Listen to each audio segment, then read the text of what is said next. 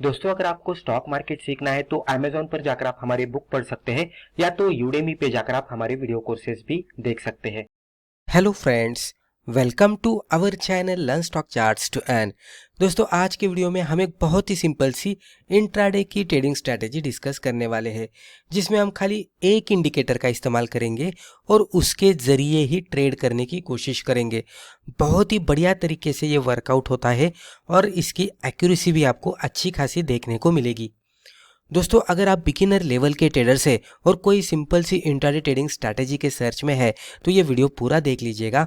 इसके ज़रिए आपको एक अच्छी खासी स्ट्रैटेजी सीखने को मिलेगी। स्ट्रैटेजी डिस्कस करने से पहले हम ये देखेंगे कि ये पर्टिकुलर स्ट्रैटेजी के साथ ट्रेड करने के लिए हमें किन किन चीज़ों की ज़रूरत है। तो टाइम फ्रेम, हम यहाँ पे 1 मिनट का कैंडलस्टिक चार्ट इस्तेमाल करने वाले हैं। जब भी हम 1 मिनट का टाइम फ्रेम इस्तेमाल करते हैं तो हमें इमीडिएट बेसिस पे ट्रेडिंग सिग्नल मिलने के बाद प्रॉपर लेवल पे एंट्री करनी होती है। स्टॉप लॉस को इमीडिएट बेसिस पे आइडेंटिफाई करना होता है और टारगेट आने के बाद कुछ क्वांटिटीज़ को हम एग्जिट कर सकते हैं, कुछ क्वांटिटीज़ को हम ट्रेलिंग बेसिस पे भी लगा सकते हैं। यहाँ पे हम लिमिट ऑर्डर का इस्तेमाल कर सकते हैं। कभी कभी क्या होता है कि हम जब भी मार्केट ऑर्डर का इस्तेमाल करते हैं तो जो भी हमने कैलकुलेटेड एंट्री प्राइस रखी हुई होती है, स्टॉप लॉस की प्राइस जो भी हमने एक्सपेक्टेड रखी हुई होती है और टारगेट भी जो कि हम कैलकुलेटेड रखते हैं, तो मार्केट ऑर्डर से क्या होता है कि एग्जैक्टली वही लेवल पे एग्जीक्यूशन नहीं होता। तो उसके वजह से अगर हम इमीडिएट बेसिस पे लेकिन ये करना है तो इमीडिएट बेसिस पे अगर हम ये सब ऑर्डर डाल सके सिस्टम में तो सही लेवल पे एंट्री, स्टॉप लॉस और टारगेट बैठ जाएगा। तो ये प्रैक्टिस के साथ आपको आने वाला है। इंडिकेटर्स, जैसे कि हमने कहा कि हम यहाँ पे खाली एक ही इंडिकेटर का इस्तेमाल करेंगे, तो वो इंडिकेटर होने वाला है सुपर ट्रेंड। उसके बाद अंडरस्टैंडिंग प्राइस एक्शन। दोस्तों, जो प्राइस एक्शन बेसिकली बनते रहती है, जो कि जब भी अप ट्रेंड रहेगा तो higher top higher bottom pattern बनेंगे, जब भी डाउन ट्रेंड रहेगा तो lower top lower bottom pattern बनेंगे। साइडवेज ट्रेंड में आपको approx equal top and approx equal bottom बनते हुए दिखेंगे। तो बेसिक इसको ही प्राइस एक्शन कहती है कि स्टॉक की प्राइस एक्शन क्या चल रही है, अप साइड में चल रही है या डाउन साइड में चल रही है या तो साइडवेज में चल रही है।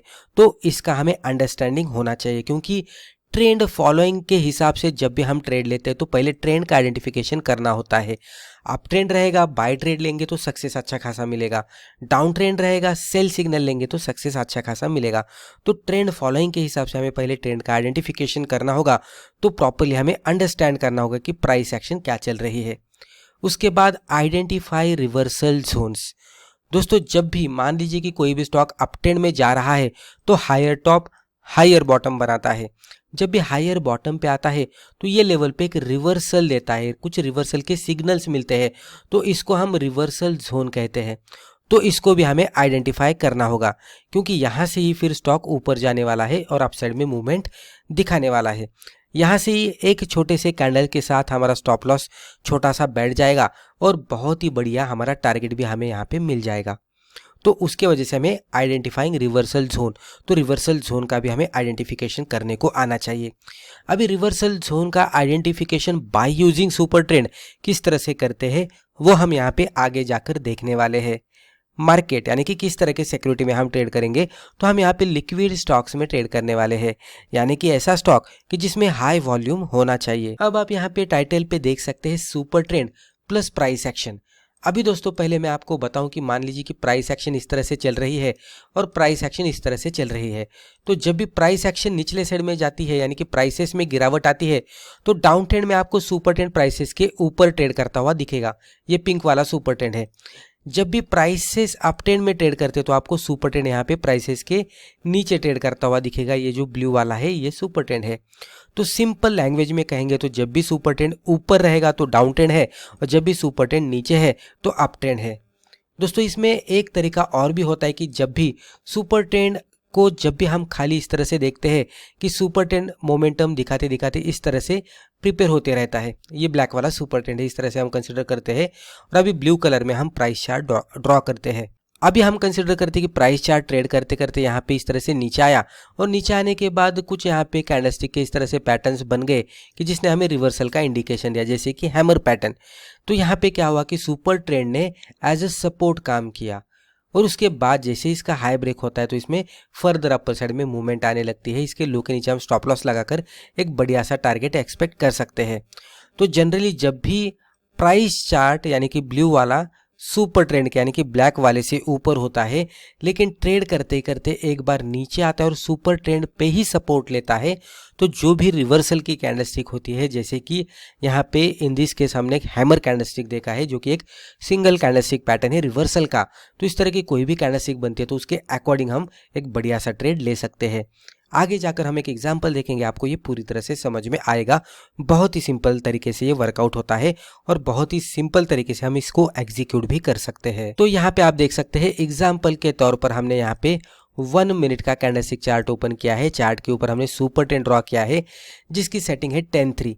आप यहाँ पे देख सकते हैं कि जब भी सुपर ट्रेंड ऊपर है यानी कि प्राइसेस में गिरावट आ रही है, डाउन ट्रेंड चल रहा है, और जब भी सुपर ट्रेंड निचले साइड में शिफ्ट होता है तो यहाँ पे आगे जाकर हम एक्सपेक्ट कर सकते हैं कि ट्रेंड चेंज बन सकता है और प्राइसेस में अप साइड में मूवमेंट आ सकती है और यहाँ पे प्राइसेस ऊपर भी जाने लगे। हमारे स्ट्रैटेजी के हिसाब से हम इसको थोड़ा समझ लेने की कोशिश करेंगे। तो यहाँ पे एग्जैक्टली कैसे हुआ है, पहले तो सुपर ट्रेंड ऊपर था, यहाँ पे गिरावट भी आई थी।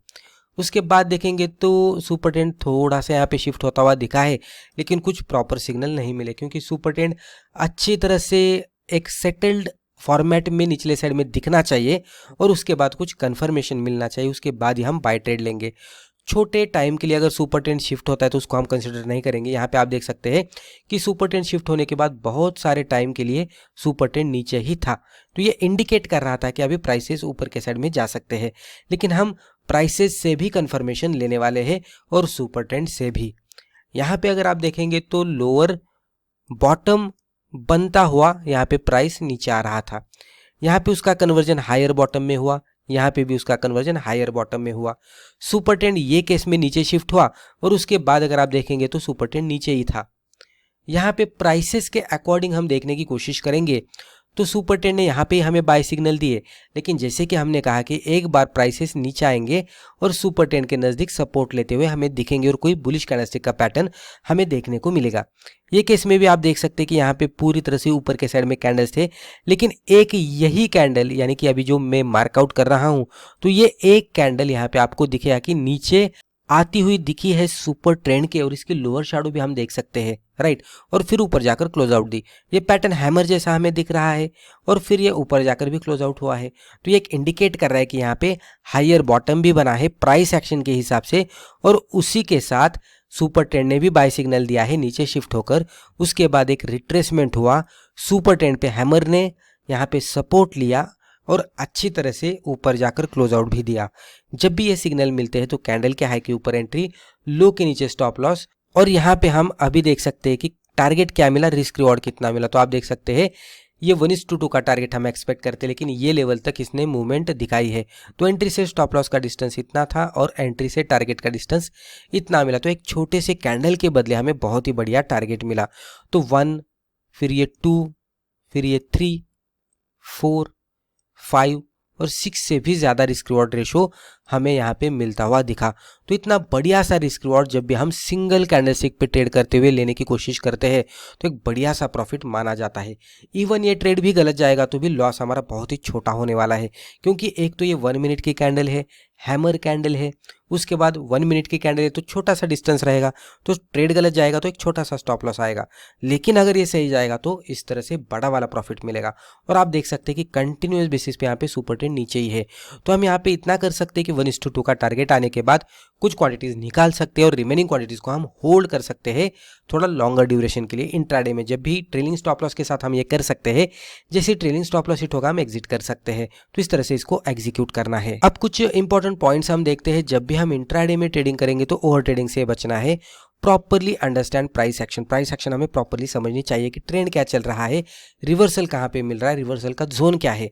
Wait for confirmation. जब भी रिवर्सल का जोन पता लगता है, कुछ कैंडलस्टिक के जरिए हमें ट्रेडिंग सिग्नल मिलते तो हमें कंफर्मेशन भी लेना चाहिए और उसके बाद ही ट्रेड करना चाहिए। जैसे कि हमने कैंडल का हाई, जो भी हैमर बनी थी उसका हाई फर्दर ब्रेक होने का इंतजार किया और फिर पोजीशन बनाई, तो इसको हम कंफर्मेशन कहते हैं। फॉलो रिस्क रिवॉर्ड, एटलीस्ट 1:2 का रिस्क रिवॉर्ड रेशियो मिलना चाहिए। फॉलो स्टॉप लॉस, इतना सब कुछ करने के बाद भी अगर हमारा स्टॉप लॉस हिट होता है तो एक्सेप्ट करना चाहिए और एग्जिट करना चाहिए। And most important is do paper trading first.